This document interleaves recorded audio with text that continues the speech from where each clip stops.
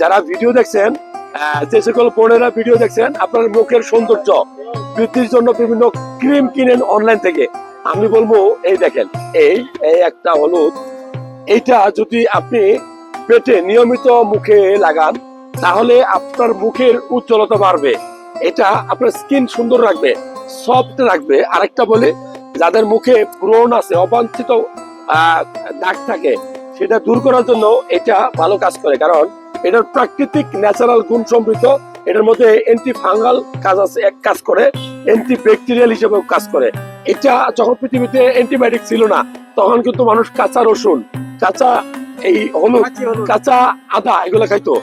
এটা আর কেন খাবেন? এটা অনেক সময় পেটে ভাতের সাথে খাইলে আপনার লিভারে যে অতিরিক্ত চর্বি আছে, যাদের মাঝে মাঝে জন্ডিস হয়, লিভারের রোগে আক্রান্ত হয়, তাদের জন্য এটা একটা ভালো খাবার। ভালো লাগলে এই তথ্যগুলা শেয়ার করবেন। নিয়মিত কাঁচা হলুদ খাবেন এবং মুখে ব্যবহার করবেন, উজ্জ্বলতা আসবে, মুখের সৌন্দর্য বাড়বে।